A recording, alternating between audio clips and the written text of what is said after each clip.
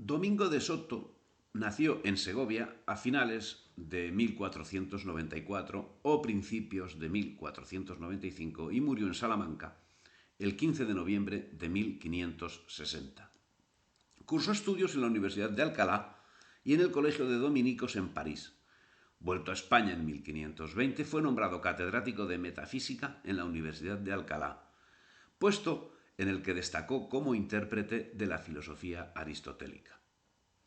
Habiéndose retirado a Montserrat, en 1525 ingresó en la Orden de los Predicadores y entre 1531 y 1532 ejerció como suplente de Francisco de Vitoria, que estaba enfermo, en la cátedra de Prima de Teología en la Universidad de Salamanca, donde sacó las oposiciones a cátedra de Vísperas de Teología en 1532, cargo que ocuparía hasta 1549 y con cuyo concurso dio impulso a la conocida como Escuela de Salamanca.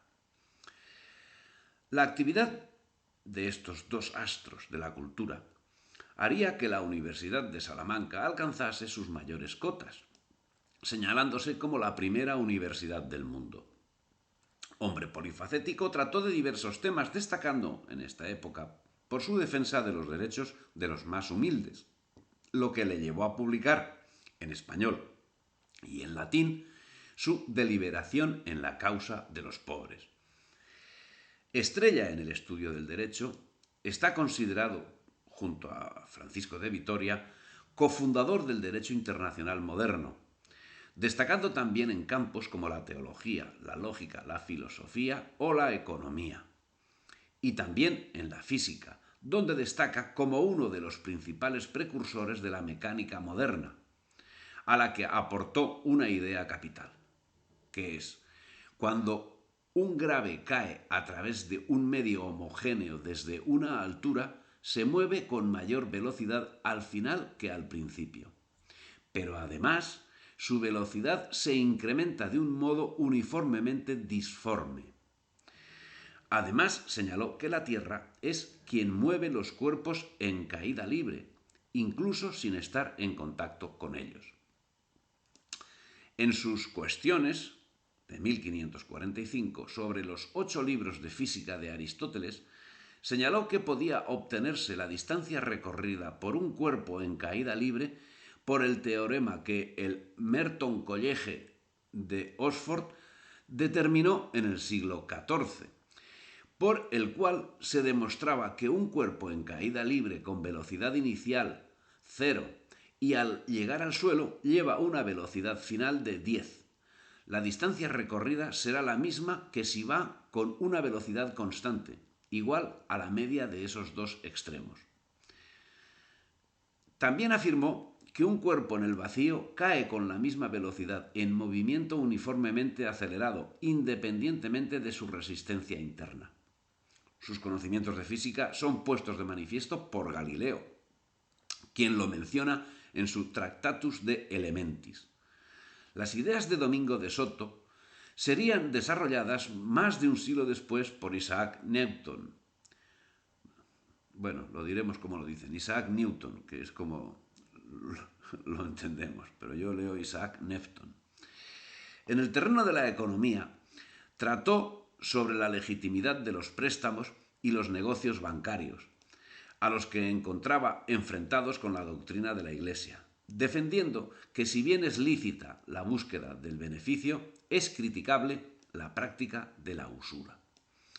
En el mismo ámbito de la economía, planteó la necesidad de armonizar la propiedad privada y la propiedad pública y trató de los diversos ámbitos de la economía, como los contratos, la actividad del intercambio mercantil o la determinación del precio justo, aconsejando al Estado la intervención en la determinación de los precios. Siendo conocidas sus cualidades, en 1545 fue enviado como teólogo al Concilio de Trento, donde asistió con otro enviado real, Fray Bartolomé de Carranza, y en donde, reconocida su valía, fue designado para redactar las sentencias y los cánones del mismo concilio. Su fama se extendió aún más con la publicación de sus obras, que fueron reimpresas en Amberes, París y Venecia, siendo que en 1548 fue reclamado como confesor por Carlos I, que estaba en aquellos momentos en Alemania.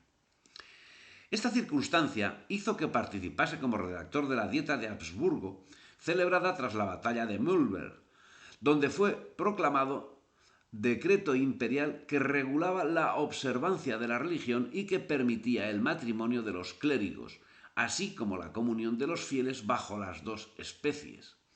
Con estas medidas se accedió a la paz de Passau de 1552, aunque en 1549 el Papa instruyó a los obispos que eludieran las concesiones hechas a los protestantes.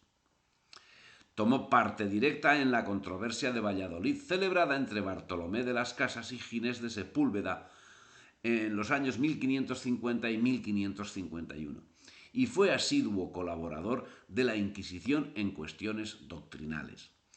En esta labor, que desarrolló de 1550 a 1560, expurgó de herejías todas las librerías y bibliotecas salmantinas e intervino en el proceso del doctor Egidio y en el polémico asunto del arzobispo Carranza, con quien le unía una gran amistad. En 1552, y hasta que se jubiló en 1556, desarrolló su labor docente en la cátedra de Prima de Teología en la Universidad Salmantina. Fue, sin lugar a dudas, uno de los personajes más significativos del siglo XVI, no solo en el ámbito español, que ya es decir, sino también en el europeo. Falleció en Salamanca el 15 de noviembre de 1560. Toda la universidad acudió al entierro y las honras fúnebres las pronunció su discípulo Fray Luis de León. Sus restos descansan en el convento de San Esteban.